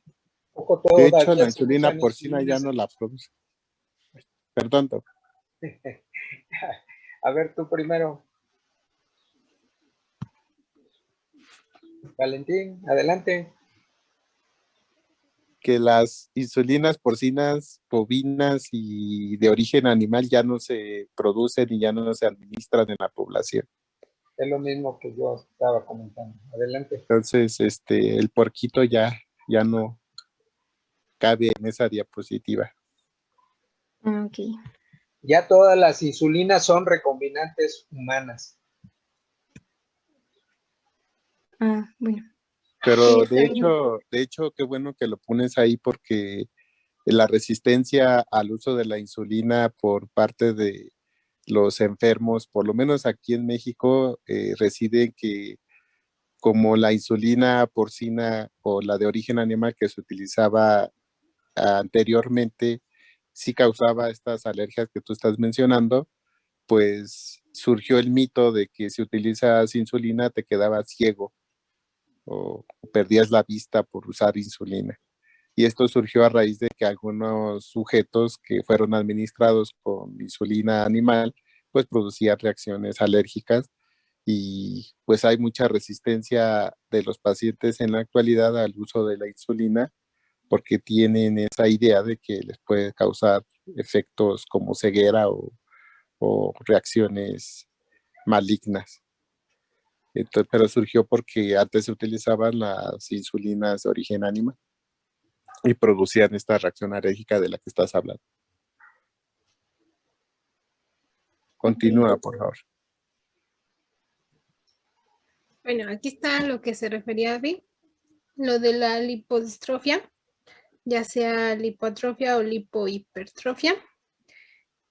Bueno, esta es una complicación que se da por la técnica inadecuada de la inyección subcutánea de insulina. La lipoatrofia es una disminución en el tejido adiposo que se encuentra pues, debajo de la piel. Y la lipohipertrofia pues es el aumento de depósitos de grasa subcutánea. Y bueno, esto se le atribuye a un efecto lipógeno de las concentraciones. Así, un efecto de las concentraciones altas de insulina. En el caso de la hipertrofia, o sea, en común, bueno, esto es más común debido a que las personas suelen inyectarse a sí mismos en repetidas ocasiones sobre el mismo sitio. Entonces, pues se recomienda que para evitar este tipo de lesiones se cambie, bueno, se cambie o se modifique, bueno, sí, se alterne el sitio de inyección.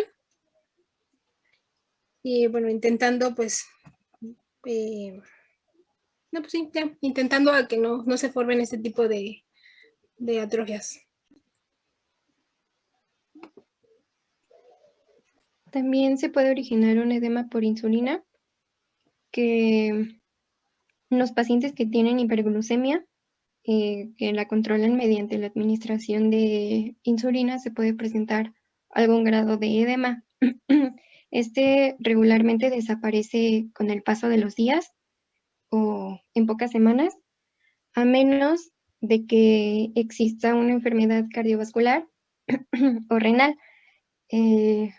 Bueno, cuando persiste, pues entonces sí ya ahí se debe a otras situaciones. Y esto de la formación del edema, pues se atribuye principalmente a la retención de sodio.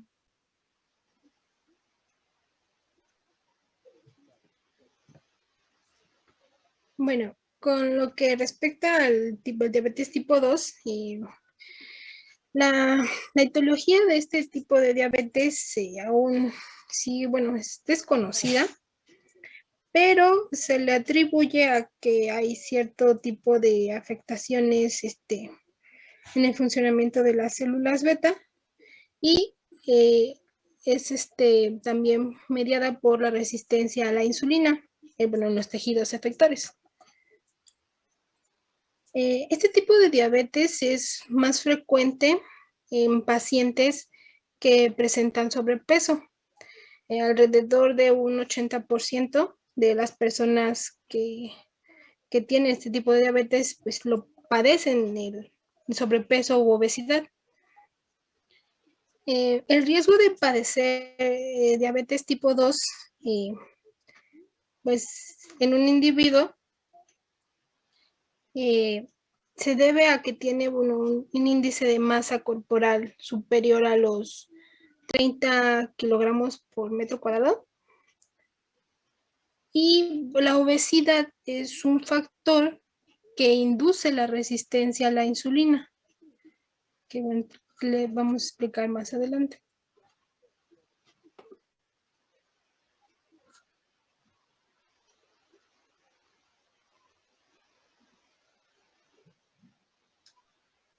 Sí, aquí se explica por qué la obesidad es un factor para la resistencia a insulina, ya que, bueno, cuando una persona, aquí en la primera parte, que se muestra el tejido adiposo normal, cuando esa persona consume más alimento del que gasta, es decir, su ingesta es mayor al gasto de energía que tiene, entonces esto va a ocasionar que el tejido adiposo se hipertrofie, es decir, los adipocitos aumentan su tamaño.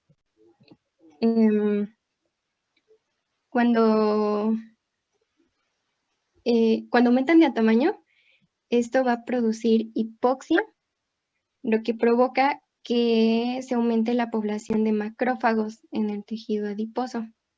Además, por medio del factor de necrosis kappa beta, aumenta la síntesis de la proteína MCP1, la cual es una proteína quimiotáctica de monocitos que va a favorecer la respuesta inflamatoria. Y por otra parte, disminuye la producción de resolvinas y de adiponectina, perdón, que la resolvina es al haber disminución de resolvina, va a haber disminución, más bien no va a provocar disminución en la inflamación. Y por otra parte, la adiponectina es una hormona que se sintetiza en el tejido adiposo para que se puedan metabolizar tanto los ácidos grasos como la glucosa. Y bueno, ya que el tejido adiposo se inflama, ya que está hipertrofiado, va a provocar que haya, como se los mencioné, una mayor población de macrófagos, los cuales van a producir citocinas proinflamatorias, y esto va a desencadenar una inflamación crónica. Por otra parte, se va a aumentar las concentraciones del factor de necrosis tumoral alfa y de la interleucina 6, que van a provocar, que son los que inician como este ciclo de resistencia a la insulina. Todo esto, si siguen aquí las flechitas, a partir de la resistencia de insulina, aquí abajo, va a haber una disminución esto se da porque hay una disminución en la saciedad. Esto es porque se inhibe, más bien hay resistencia a la leptina, que es la hormona encargada de la saciedad que se produce en el tejido adiposo, y al no haber saciedad van a aumentar los depósitos grasos, lo que provoca que los adipocitos sigan creciendo, y bueno, todo esto es un ciclo y es la razón por la que se provoca resistencia a la insulina.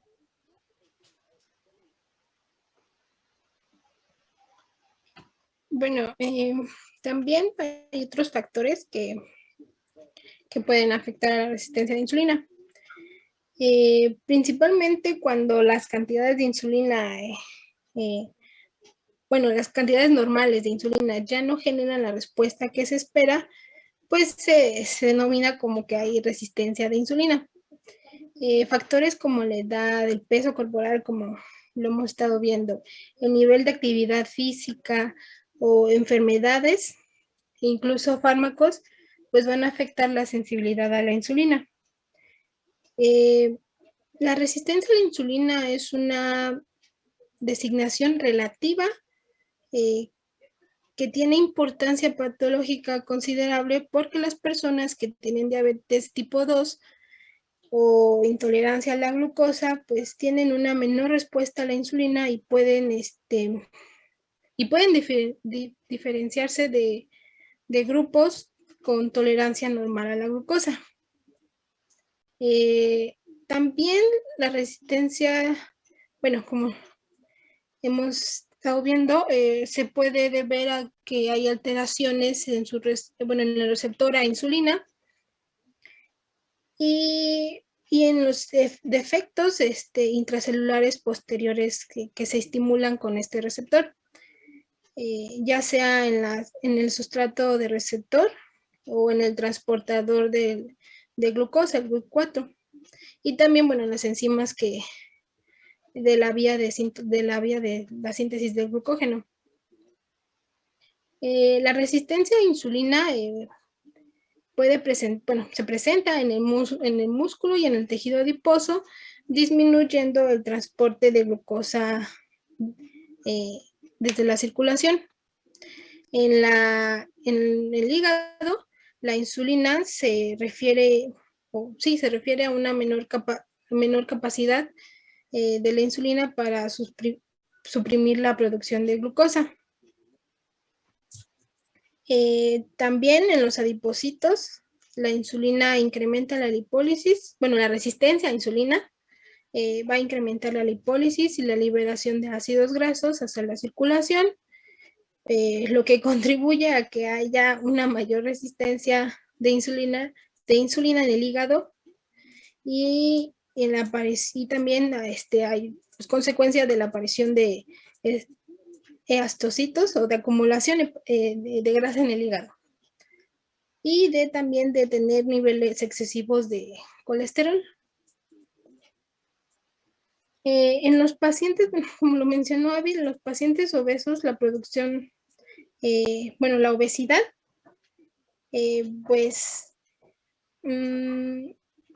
va a inducir o incrementa la infiltración de macrófagos, esto en el tejido adiposo. Esto contribuye de manera importante en la producción y secreción de citocinas en respuesta a la obesidad, en las cuales, bueno, estas citocinas, la resistina, el factor de necrosis tumoral alfa, la interleucina 6, 8 y la 1 beta, también la proteína quimiotáctica de monocitos y la angiotensina 2. Estos también pueden inducir resistencia a la insulina. En el caso del factor de necrosis tumoral alfa y la interleucina 1, la interleucina 6, 18 y 1B, van a inducir la resistencia a través de múltiples mecanismos. Bueno, de dos mecanismos. Uno es la disminución de la expresión del sustrato 1 del receptor de insulina, y el otro es la disminución de la proteína, bueno, de la expresión de la proteína transportadora de glucosa, la GLUT4.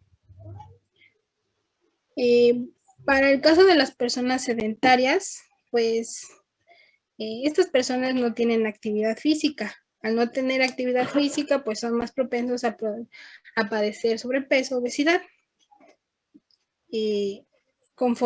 Ahora, con respecto a la edad, pues igual, un adulto, bueno, una persona de edad avanzada, pues tiende a realizar menos actividad física, por lo que igual esto contribuye a que esta persona pues tenga algunos problemas de peso y bueno, en este caso, con la edad adulta, conforme uno envejece, la masa muscular pues disminuye y la grasa adiposa pues se acumula, suele almacenarse en el abdomen. Por eso también es un factor de edad la resistencia a la insulina.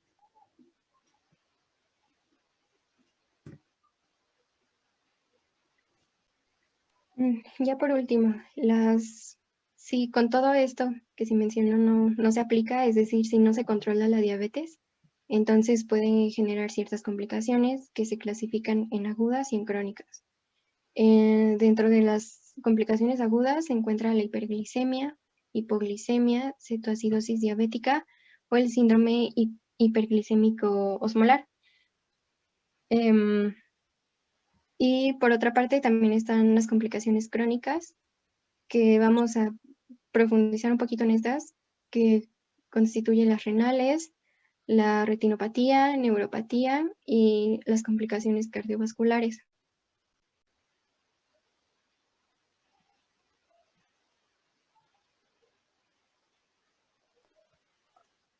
Bueno, vamos a empezar con las afectaciones, las complicaciones. La diabetes puede afectar casi cualquier parte del cuerpo, incluida la piel. Se estima que hasta un 33% de las personas con diabetes pues presenta en algún momento de su vida una afección en la piel y bueno, esto se pueden presentar varios tipos de infecciones con bacterias o debido a bacterias, ya sea el orzuelo, que es una infección en las glándulas del párpado, la foliculitis, que es una infección en los folículos del pelo, los carbuncos, que son infecciones profundas en la piel y en el tejido debajo de este, o infecciones alrededor de las uñas. La diabetes puede causar cambios en los vasos sanguíneos pequeños. Estos cambios pueden causar problemas de la piel que se llama o se denomina dermopatía diabética. Y a menudo se presentan como manchas ovaladas o circulares, escamosas de color marrón. De hecho, bueno, algunas personas piensan que estas manchas pues son debido a la edad o a una mala higiene. Se llama acantosis nigricans. Acantosis. Ok. También se puede dar infecciones micóticas o con hongos, debido a la Candida albicans. Bueno, este hongo, ya sabemos que es tipo levadura, puede causar erupciones, que causa picazón, áreas húmedas, rojizas, pequeñas ampollas o escamas. Otra complicación de la diabetes es el glaucoma. Y bueno, las personas con diabetes son 40% más propensas a padecerla que una persona normal, una persona sana. Cuanto más tiempo tenga la persona con este padecimiento, con la diabetes, más común es el glaucoma, que ocurre cuando aumenta la presión en el ojo.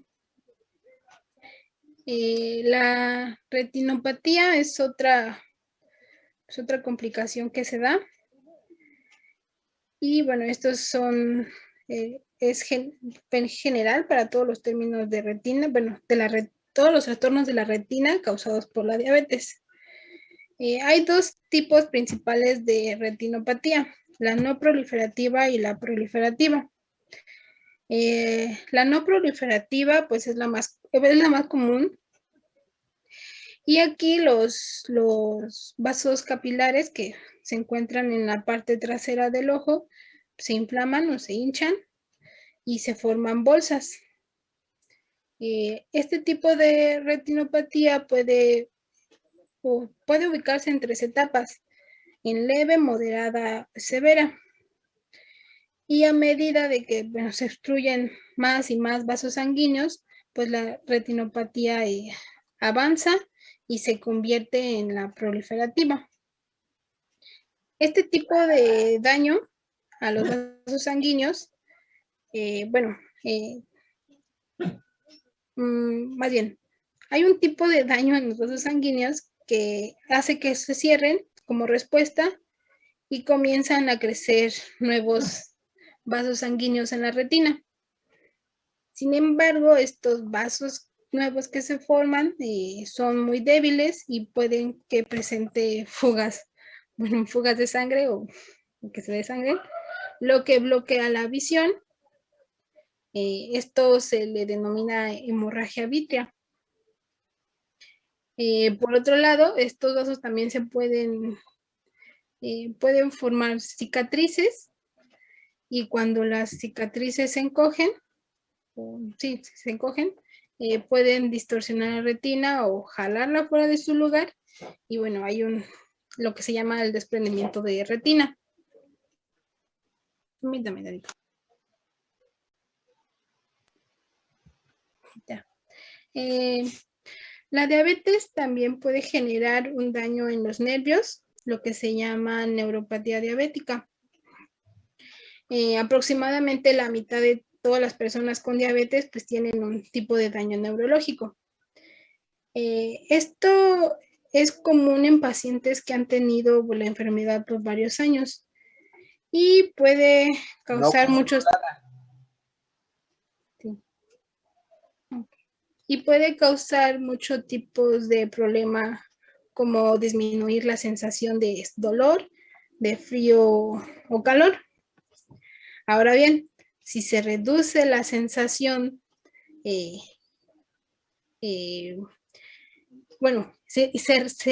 reduce la sensación, y generalmente las personas que tienen diabetes también tienen una enfermedad arterial periférica que, reduce el flujo sanguíneo reduce el flujo sanguíneo, por ejemplo, en los pies. Puede ser, puede causar la formación de llagas, por ejemplo, las cuales se pueden infectar y más fácil, agravando la situación.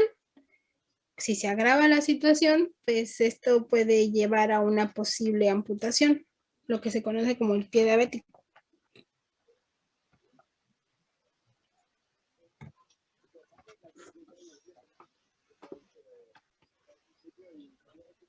También otra complicación es la cetoacidosis, que es una afección que puede producir un coma diabético, es decir, que puede perder el conocimiento durante mucho tiempo, o incluso puede provocar la muerte. Esto se da porque las células no reciben la glucosa que necesitan como fuente de energía, que es lo que la profesora dijo hace un rato, y el cuerpo comienza a quemar pues las grasas que tiene para tener energía, bueno, para de ahí obtener su fuente de energía, y todo esto produce la formación de cetonas. Esto, bueno, cuando las cetonas se acumulan en la sangre, hace que la sangre se torne un poco más ácida. Y esto tiene ciertas señales que pueden indicar que se padece cetoacidosis, como sed o boca seca, la constante necesidad de orinar, cansancio constante y lo que mi compañero preguntó hace un rato, que era el aliento con olor a fruta. Todo esto son indicios de que la persona padece esta complicación, y pues sí es importante pues tratarla, porque la acumulación de estas cetonas puede envenenar el cuerpo. Y por otro lado también está la nefropatía, que es porque cuando la glucosa está en niveles elevados en la sangre, hace que los riñones puedan filtrar, más bien provoca que los riñones trabajen de más y comienzan a filtrar, pues sí, demasiada sangre. Todo este trabajo va a afectar a los riñones a la larga, y después de muchos años comienzan a tener fugas. Esto quiere decir que se pierde, mediante estas fugas, se pierde proteína por medio de la orina. Y la presencia de pequeñas cantidades de proteína en la orina es lo que se denomina como microalbúmina. Albuminuria. ¿Albuminuria? Sí, microalbuminuria. Okay, Uria de orina, precisamente. Ok, y pues sí, es básicamente eso. Y bueno, como a la larga se afectan los riñones, pues entonces también ya puede producir una insuficiencia renal, y esto va a provocar que se comiencen a acumular muchos desechos en la sangre, desechos que deberían de ser excretados en la orina.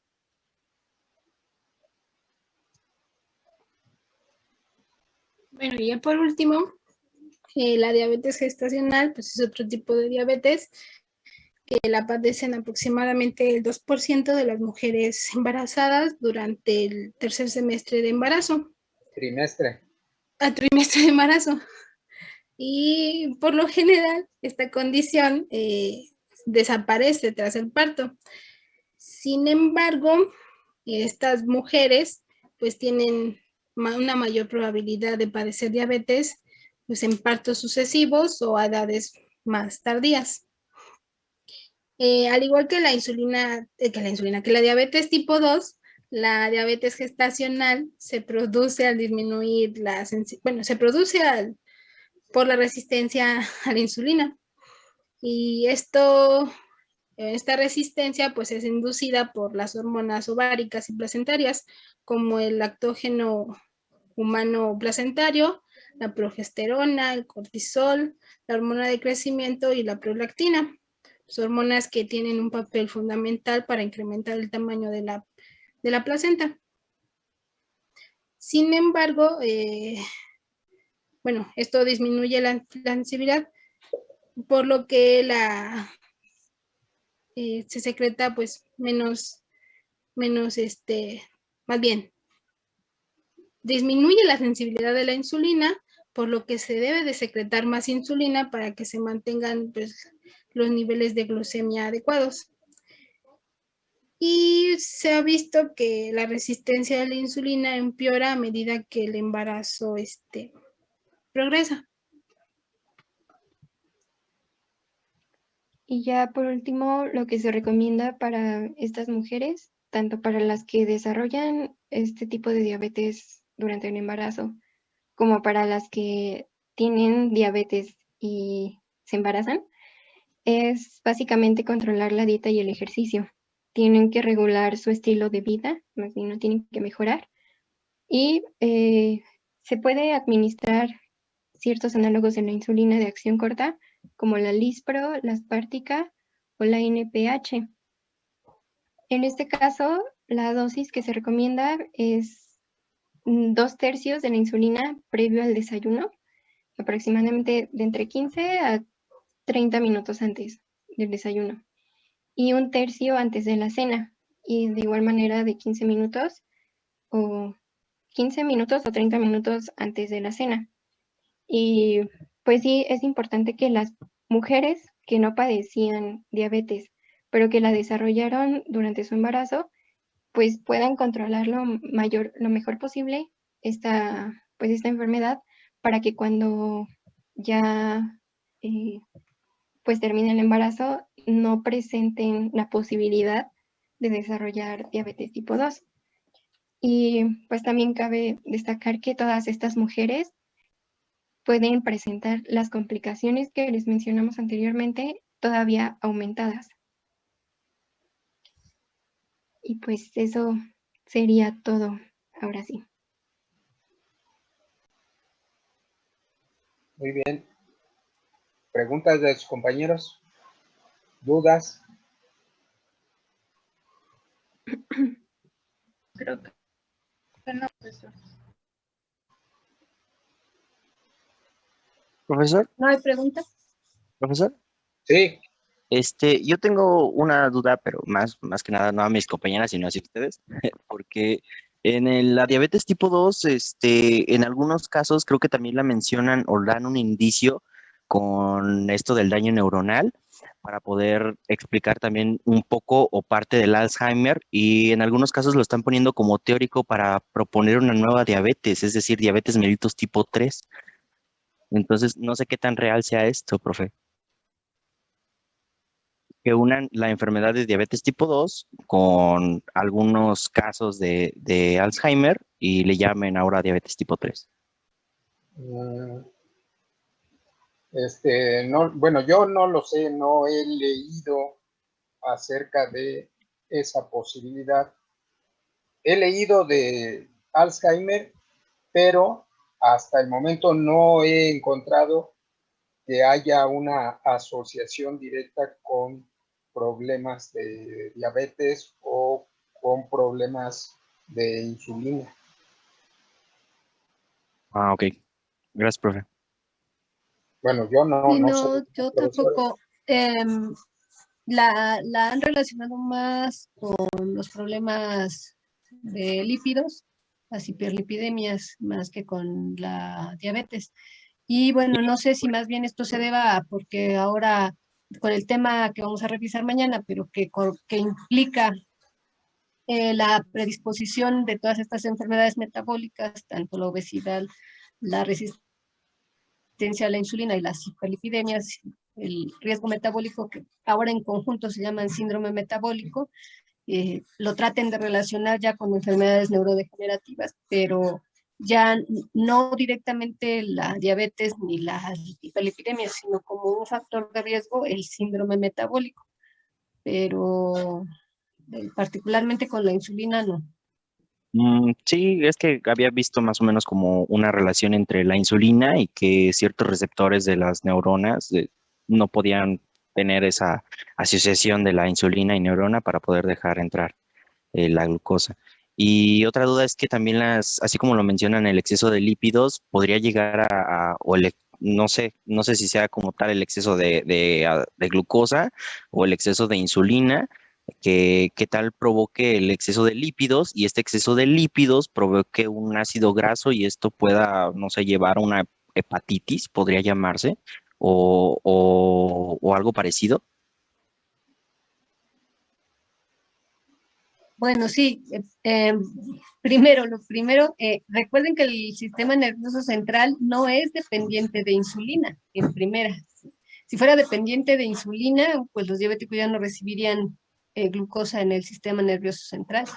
Entonces, por ahí hay que revisar de dónde viene esa información. Sí, sí, profesor, de hecho por eso pregunto. Para descartar cosas de información fake. Sí, Ajá, en, sí. en el caso del exceso de ácidos grasos o de triglicéridos, sí suelen acumularse en el hígado. De hecho, hay un padecimiento que se llama hígado graso o atosis hepática.